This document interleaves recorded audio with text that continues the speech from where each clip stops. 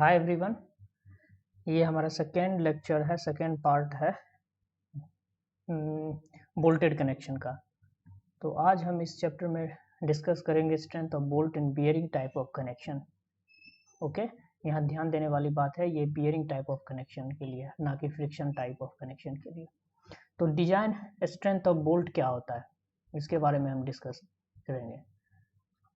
Design strength of bolt,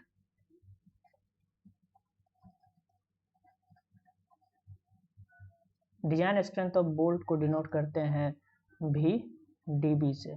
design strength of bolt will be equal to minimum of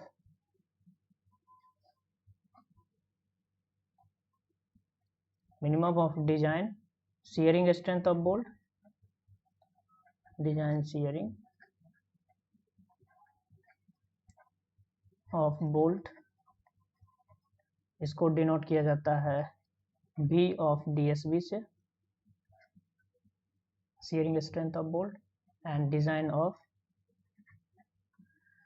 bearing strength of the bolt, bearing strength of the bolt, इसको denote किया जाता है V of DPV से, PV से denote किया जाता है इसको bearing strength को। तो इस दोनों में जो मिनिमम होगा उसको कहेंगे हम design strength of the bolt. Shearing strength of the bolt और bearing strength of the bolt में जो मिनिमम होगा उसको हम नाम देंगे design strength of the bolt. Okay, तो यहाँ से हम बात करते हैं कि अब design shearing strength of the bolt क्या होगा, तो इसके बारे में हम यहाँ से बात करते हैं। Design shearing strength of the bolt,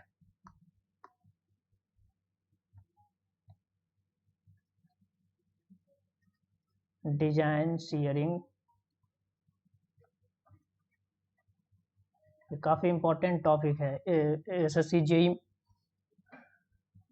mains point of view से। एसएससी जेई का जो मेंस वाला एग्जाम है पेपर 2 का, उसके पॉइंट ऑफ व्यू से काफी इंपॉर्टेंट टॉपिक है, तो एक करके इसको सही से समझिए। Design shearing strength of the bolt V of DSB,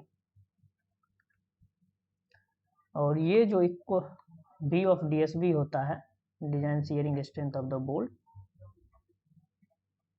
will be equal to nominal shearing strength of the bolt, nominal shearing strength of bolt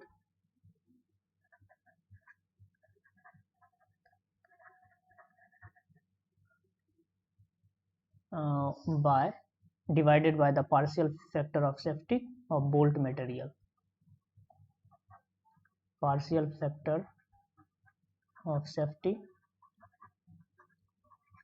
for bolt material।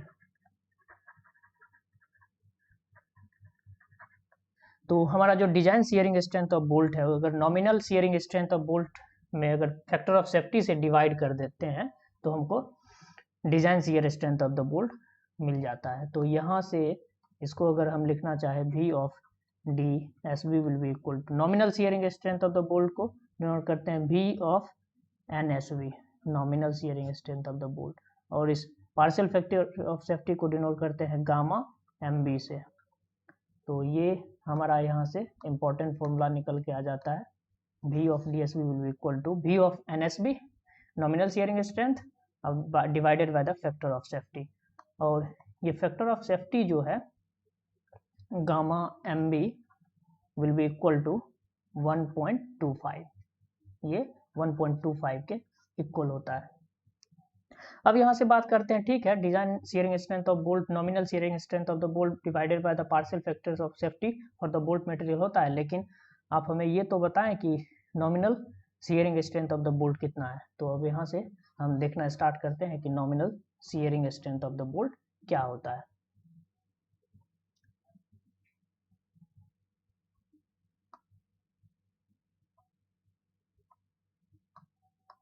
Nominal shearing strength, nominal shearing strength of the bolt, V of NSB, ये V of NSB जो होता है, V of NSB will be equal to F of UB divided by the √3। अब इसको पहले समझते हैं, ये क्या होता है F of UB। F of UB जो है ये ultimate tensile strength of the bolt है, ठीक। लेकिन ultimate tensile strength of the, पहले इसको समझने से पहले एक छोटा सा फॉर्मूला हम लोग देख लेते हैं कि nominal shearing strength of the bolt जो है ये इक्वल टू होता है परमिसिबल शियर स्ट्रेस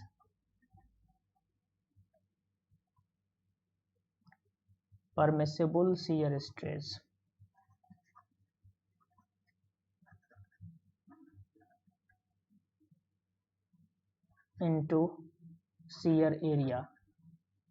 कितना शियर एरिया, ये तो होता है जो लोड होता है वो शियर स्ट्रेस इनटू एरिया होता है, तो ये permissible shear stress into the shear area. अब यहाँ से बात करते हैं यही nominal shearing strength of bolt V of NSB, permissible shear strength of the bolt ये होता है F of UB divided by the √3।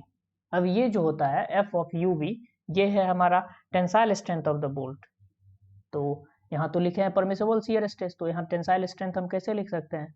तो हमने क्या पढ़ा है डिस्टॉर्शन एनर्जी थ्योरी में, MOS में, distortion energy according to the distortion energy theory for ductile material, shear strength जो होता है वो F ऑफ UB या कह सकते हैं कि 1/√3, मतलब कि 57% ऑफ टेंसाइल स्ट्रेंथ के होता है। तो 1/√3 को 57% लिख सकते हैं अगर परसेंटेज में बदले, तो FFUB ये है अल्टीमेट शियर स्ट्रेस। लेकिन यहाँ परमिसिबल शियर स्ट्रेस है, तो अल्टीमेट शियर स्ट्रेस को अगर गामा MB से डिवाइड कर देते हैं पार्शियल फैक्टर ऑफ सेफ्टी से, तो ये मेरा परमिसिबल शियर स्ट्रेंथ निकल के आ जाएगा, तो ये है गामा MB। तो यहाँ स्टूडेंट को समझने में कई बार दिक्कत हो जाती है, तो ये कैसे हुआ डिस्टॉर्शन एनर्जी थ्योरी से, और यहाँ से होता है N of N into N of B plus N of S into A of SB। अभी सभी के बारे में, सभी पॉइंट के बारे में एक एक करके बात करेंगे। Beta of LJ into beta of LJ और ये LG into beta of PK। Okay, तो ये हमारा यहाँ से एक काफ़ी भारी भरकम फॉर्मूला आ जाता है, जो कि बार बार यूज करने से ये काफ़ी आसान हो जाएगा समझने में। ये हमारा यहाँ से एक इम्पॉर्टेंट फॉर्मूला निकल के आ जाता है। अब प्रत्येक पॉइंट को यहाँ से हम फाइंड आउट करते हैं कि प्रत्येक पॉइंट क्या क्या बोल रहा है। तो यहाँ जो F ऑफ UB है, F ऑफ UB ये है ultimate tensile strength of bolt. और जब ultimate tensile strength of the bolt को √3 से डिवाइड करेंगे तो ये दे देगा हमारा अल्टीमेट शियर स्ट्रेंथ, और अल्टीमेट शियर स्ट्रेंथ को अगर डिवाइड कर देंगे गामा MB से, मतलब पार्शियल फैक्टर ऑफ सेफ्टी से, तो ये हमारा दे देगा परमिसिबल शियर स्ट्रेस। तो यहाँ गामा MB जो है पार्शियल फैक्टर ऑफ सेफ्टी है for the bolted material. Okay, और NN will be equal to ये number of shear plane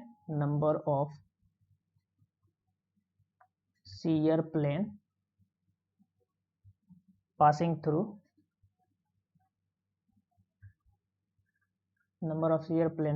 through threaded portion of the bolt,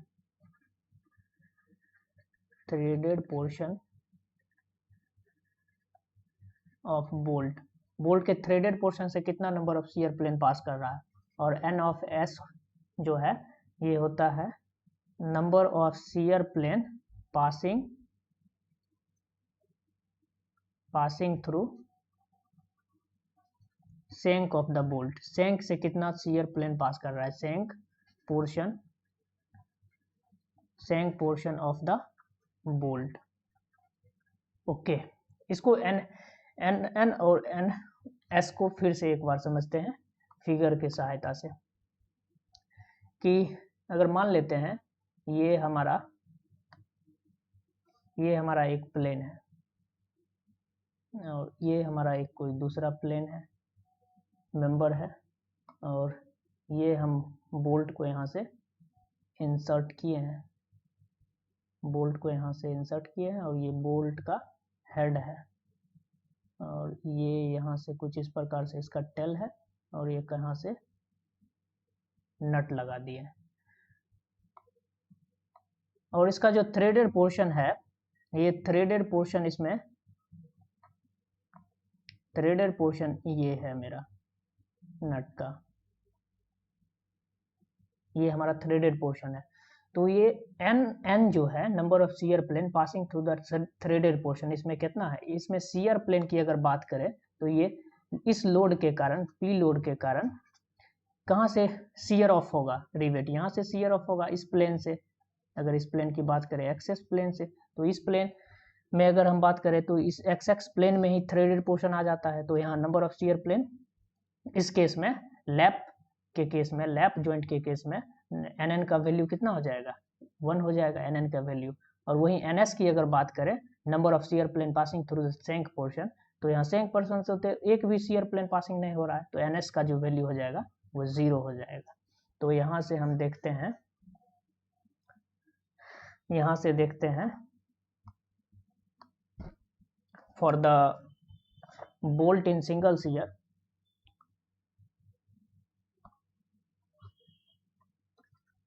bolt in single shear, यदि bolt single shear में है तो N का value 1 हो जाता है और एन का वैल्यू 0 हो जाता है। और यदि specified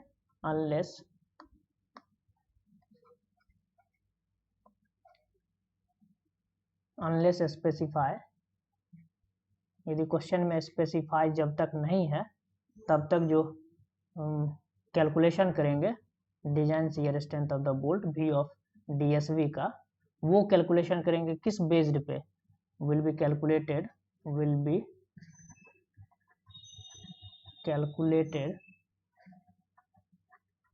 corresponding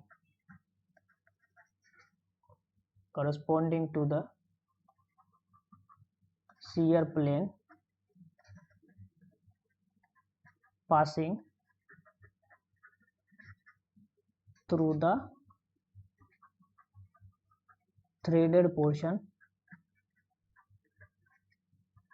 of the bolt। इसका मतलब ये हुआ, जब तक अगर कोई क्वेश्चन है उसमें स्पेसिफाई नहीं किया हुआ है कि ये थ्रेडेड पोर्शन से ये शियर प्लेन पास कर रहा है, तो उस केस में हम क्या करेंगे, एज्यूम करेंगे कि वो थ्रेडेड पोर्शन से ही पास कर रहा है इन द सिंगल शियर, यदि सिंगल शियर है बोल्ट में सिंगल शियर है। और बोल्ट यदि डबल शियर में है तो यहाँ से ये बात करते हैं हम, bolt in the double shear, for bolt in double shear N का जो वैल्यू हो जाता है number of shear plane passing through the threaded portion 1 हो जाता है, और एन का जो वैल्यू हो जाता है वो भी 1 हो जाता है, number of shear plane passing through the shank of the bolted portion. तो एन और एन का वैल्यू 1 हो जाता है।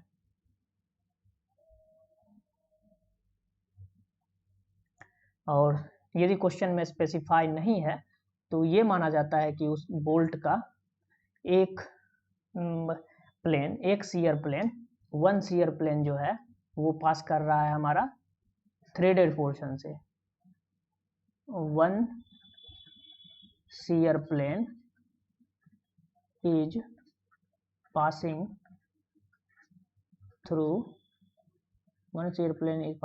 the threaded portion of the bolt, and the another shear plane passing through the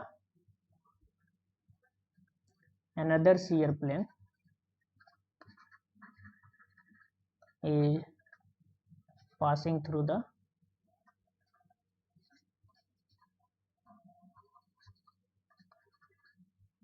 सेंक ऑफ द बोल्ट। कहने का मतलब हुआ कि अगर क्वेश्चन में मेंशन नहीं है तो माना जाता है डबल बोल्ट, यदि डबल शियर में है तो उसका एक प्लेन जो है पास कर रहा है threaded portion of the bolt के, और एक पोर्शन जो पास कर रहा है वो सेंक ऑफ द बोल्ट से।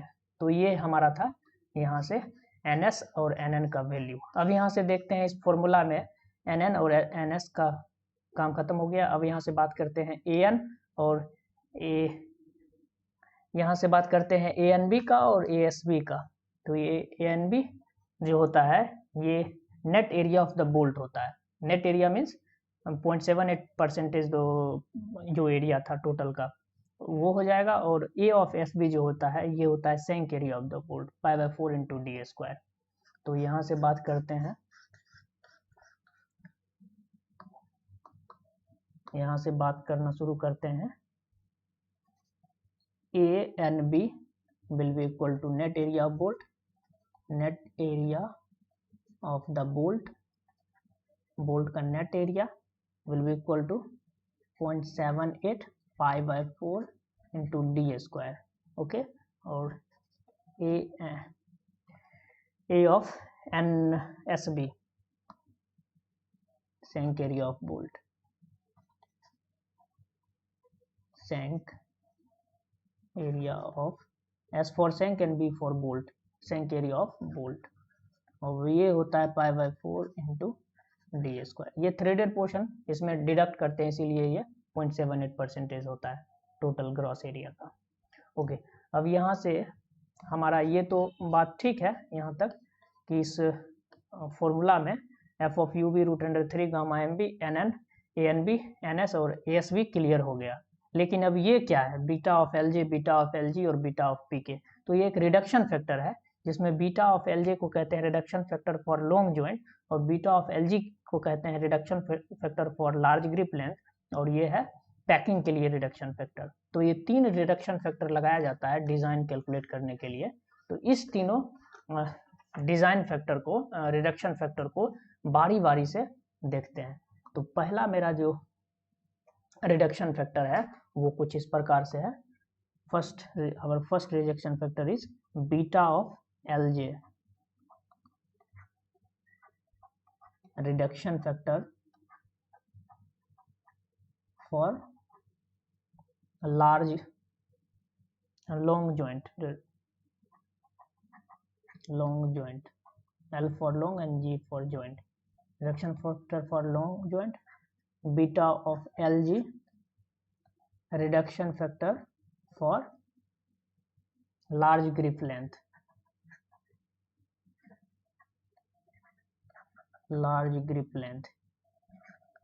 ओके, और beta of PK, reduction factor for packing plate,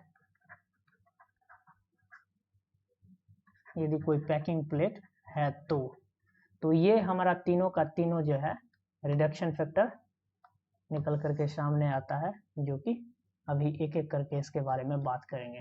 तो मेरा पहला जो रिडक्शन फैक्टर है वो है beta of LJ, reduction factor for long length, long joint, beta of LJ, reduction factor for long joint के लिए रिडक्शन फैक्टर। तो इसके बारे में बात करते हैं। इसको हम फिगर से समझने की कोशिश करते हैं यहाँ से कि ये लॉन्ग जॉइंट कैसे निकल के सामने आता है। तो ये एक मेरा प्लेट है and this is another plate, और ये हमारा कुछ बोल्ट है इस प्रकार से इंसर्ट किया हुआ। ये हमारा बोल्ट हो गया, ये हमारा बोल्ट हो गया, और ये बोल्ट का हेड हो गया। This is head of the bolt, this is head of the bolt, और इसमें हम लगाते हैं बोल्ट के इस साइड में नट, और ये भी मेरा नट हो गया और ये मेरा नट हो गया, और ये कोई फोर्स P अमाउंट का इसमें एक्ट कर रहा है। तो हम लॉन्ग जॉइंट कब कहेंगे? ये लेंथ ऑफ द जॉइंट है। जैसे कि अगर हम बात करें यहाँ से इस प्रकार से,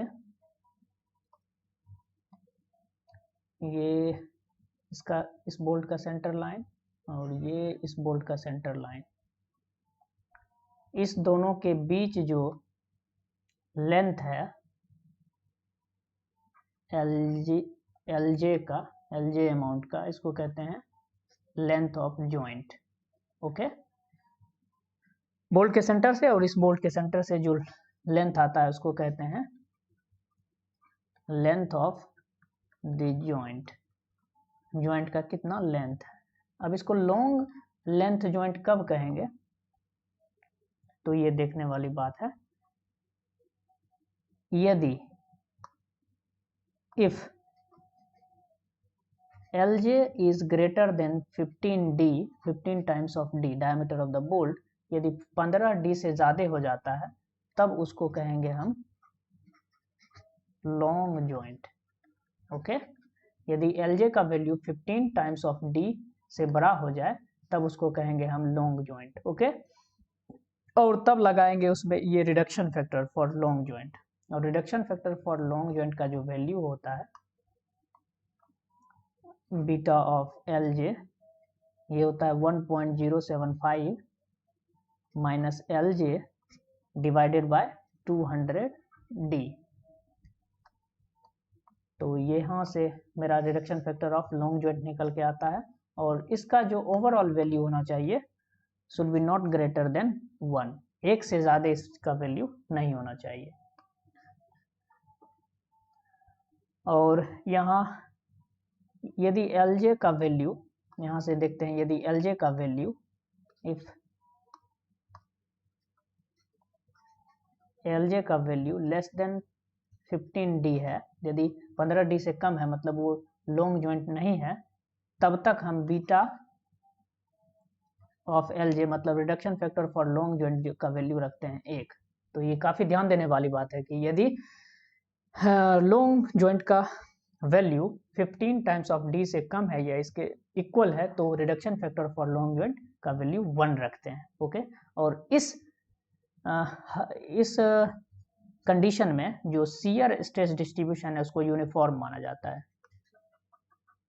शियर डिस्ट्रीब्यूशन इज यूनिफॉर्म, इसीलिए यहाँ reduction factor for the long joint नहीं लगाते ना। अब बढ़ते हैं दूसरा रिडक्शन फैक्टर की तरफ। दूसरा रिडक्शन फैक्टर जो हमारा था beta of Lg, beta of Lg means reduction factor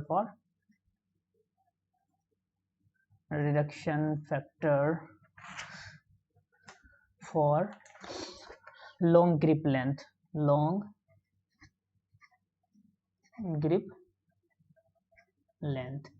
reduction factor for long grip length, इसके बारे में बात करते हैं अब यहाँ से।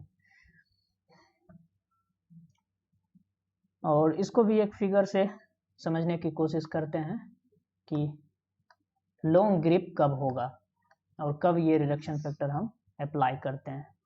तो ये एक हमारा प्लेन हो गया, मेंबर हो गया, मेन मेंबर, और दूसरा मेरा मेंबर ये हो गया। ओके, और ये हमारा बोल्ट हो गया और ये बोल्ट का हेड हो गया।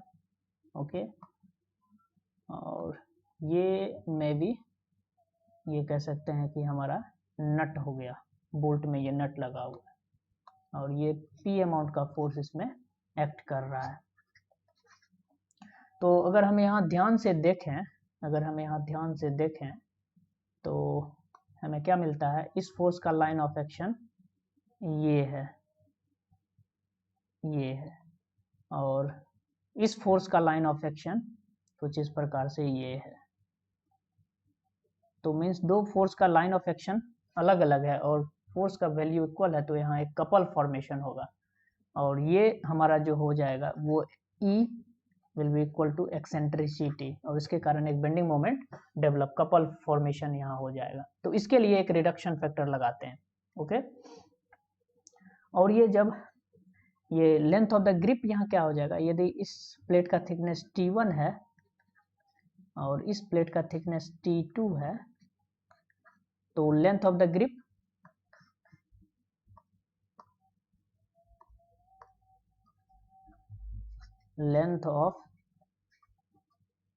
Grip will be equal to LG, यहाँ से हो जाएगा T1 प्लस T2।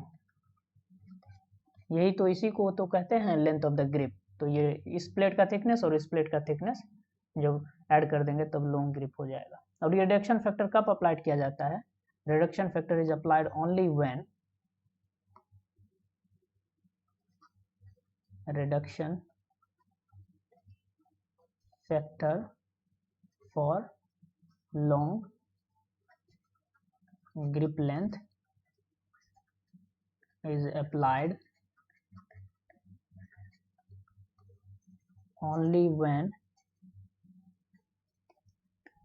जब LG का वैल्यू 5D से ज़्यादा हो जाए, greater than 5D and less than equal to 8D, इस कंडीशन में हम रिडक्शन फैक्टर को अप्लाई करते हैं।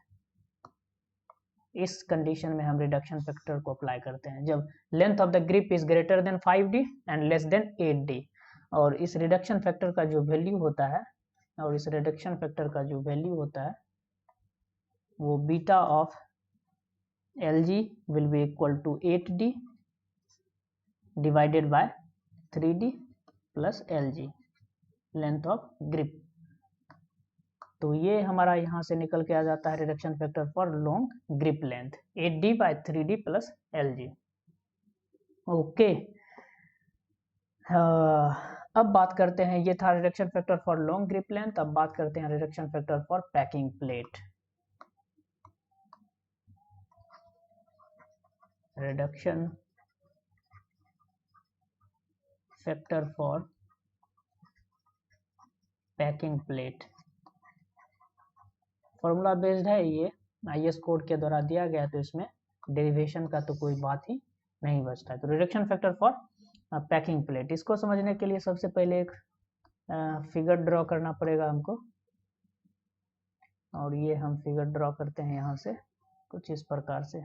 ये हमारा मेन प्लेट हो गया, इसको थोड़ा और इधर खिसका लेते हैं। ये हमारा एक मेन प्लेट हो गया और ये हमारा एक दूसरा मेन प्लेट हो गया।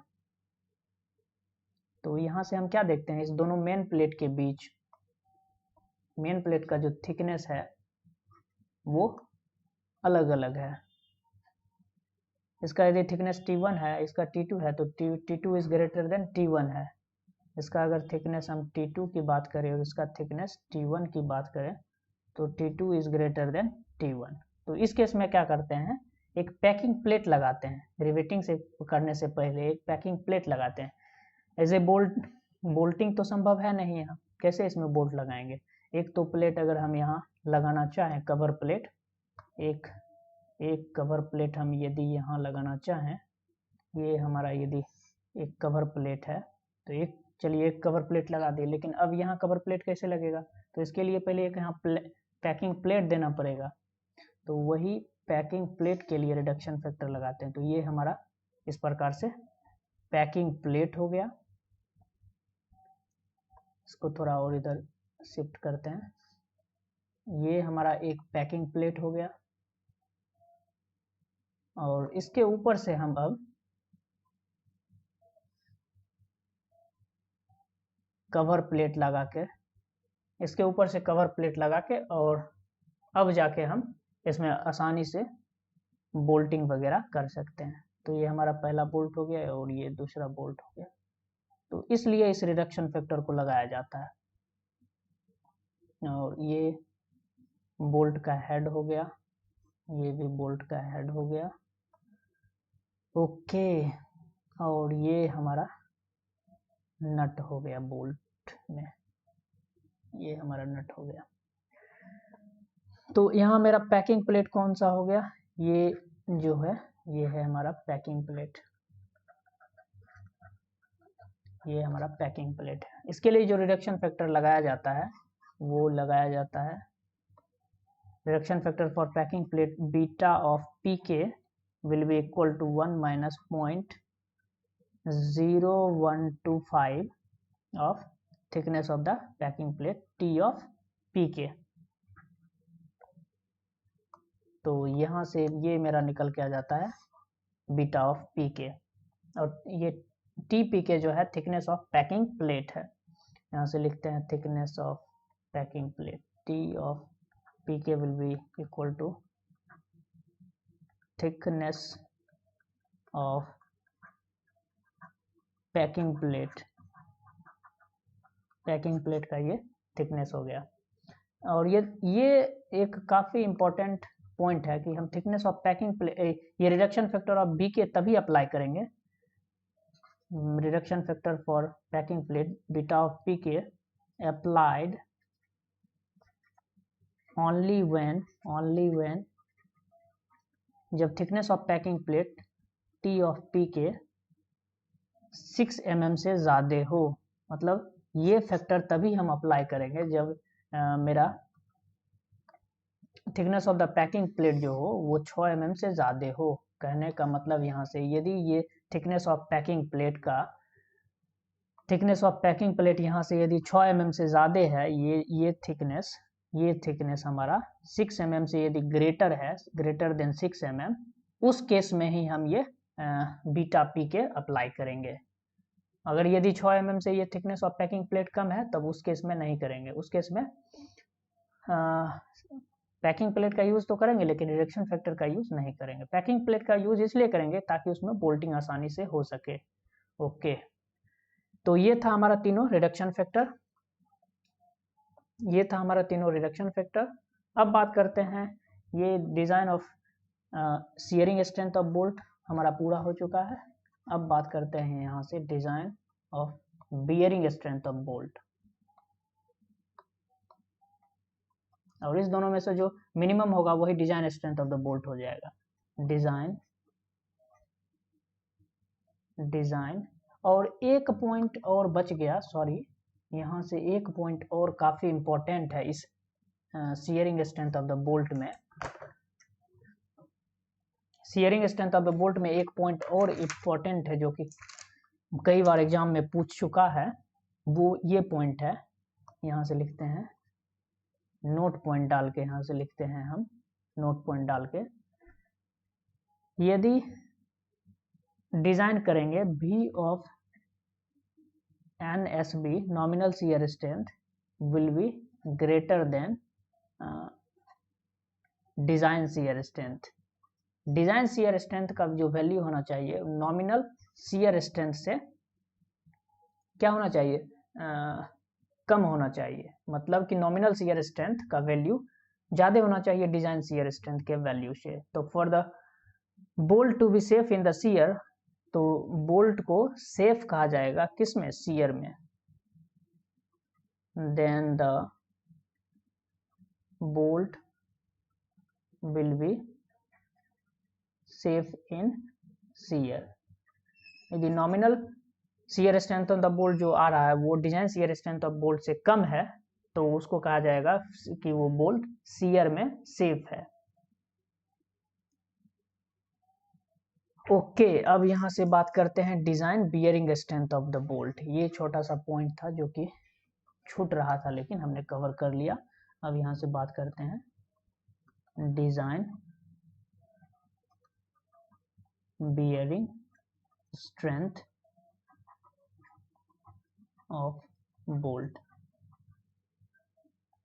अभी तक हमने जितना भी बात किया था वो design shearing strength of the bolt था। अब बात करेंगे design bearing strength of the bolt से,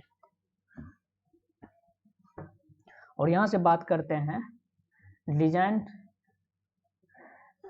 bearing strength of the bolt जो होता है डिजाइन बियरिंग, और इसको डिनोट किया जाता है V of DPB। PB means bearing strength, design bearing strength of bolt. तो ये design bearing strength of the bolt V of PB जो होता है will be equal to V of NPB, means nominal bearing strength of the bolt divided by the gamma of MB, partial effective factor for the bolt material. Okay, तो ये होता है हमारा यहाँ से design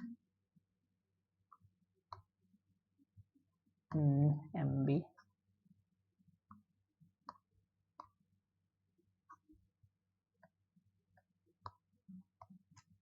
design bearing strength of the bolt will be equal to nominal bearing strength of the bolt divided by the factor of safety for the bolted material। Okay, अब यहाँ से देखते हैं कि nominal bearing strength of the bolt of material क्या होता है। nominal bearing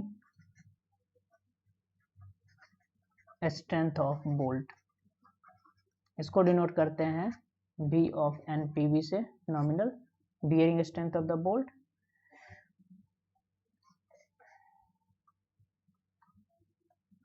और इसका जो वैल्यू होता है V of NPB का will be equal to 2.5 into KB into DT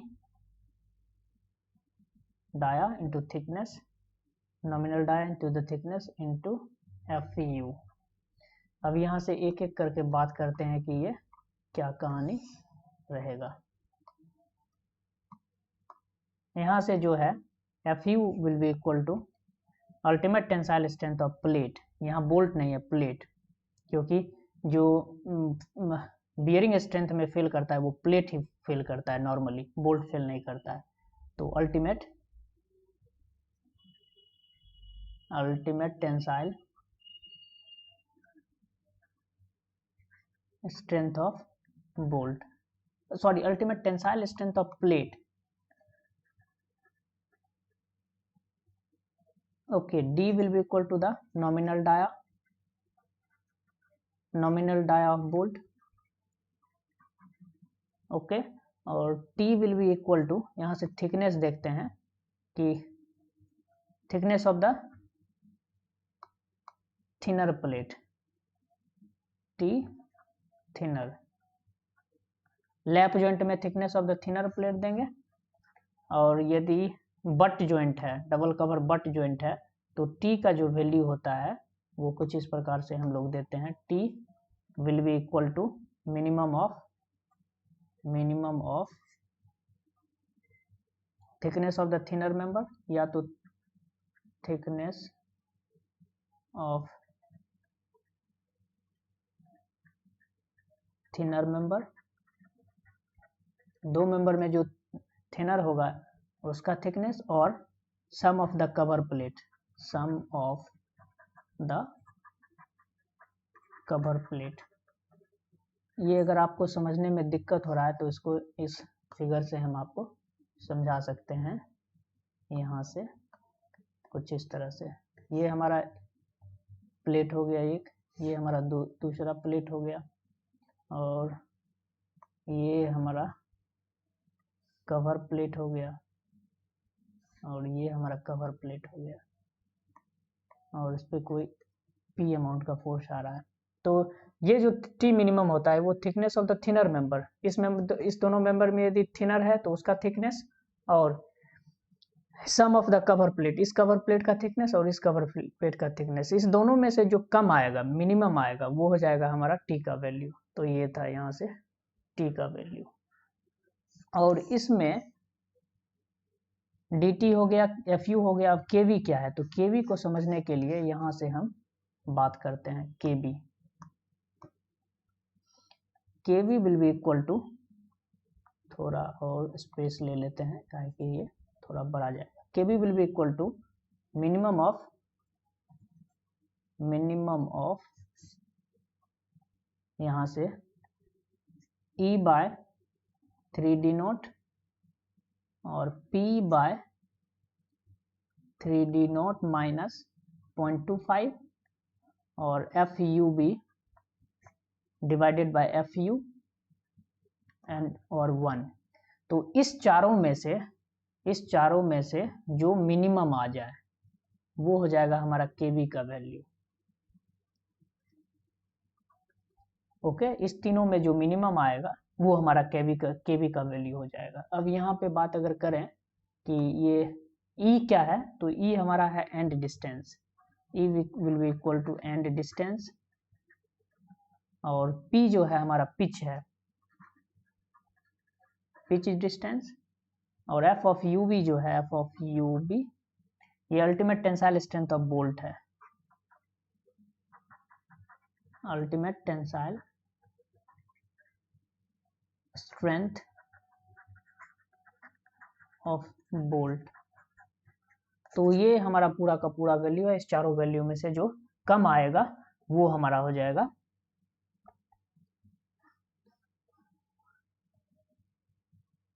और इसमें जो गामा एम बी का वैल्यू लेते हैं, gamma M B partial factor of safety of bolted material, वो यहाँ लेते हैं 1.25।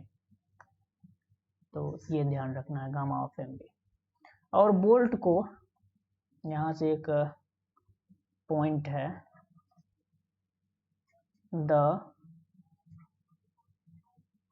Bolt is safe in bearing if, bolt bearing में सेफ होगा यदि nominal bearing strength of bolt will be less than equal to design bearing strength of the bolt D of PB। यदि ये condition fulfil हो रहा है, यदि ये कंडीशन फुलफिल हो रहा है तो हम कहेंगे बोल्ट सेफ है हमारा बियरिंग में। Nominal bearing strength of the bolt will be less than equal to design bearing strength of the bolt. Okay, तो ये था आज का हमारा बोल्टेड कनेक्शन का पार्ट 2, जिसमें कि हमने देखा कि बोल्ट का क्या स्ट्रेंथ हो सकता है, क्या डिज़ाइन स्ट्रेंथ हो सकता है। तो बोल्ट का जो डिज़ाइन स्ट्रेंथ होगा वो minimum of bearing strength and shearing strength, यदि सियरिंग स्ट्रेंथ कम है तो वही उसका बोल्ट का डिज़ाइन स्ट्रेंथ हो जाएगा, यदि बियरिंग स्ट्रेंथ कम है, बियरिंग स्ट्रेंथ कम है तो वो हो जाएगा हमारा डिजाइन स्ट्रेंथ।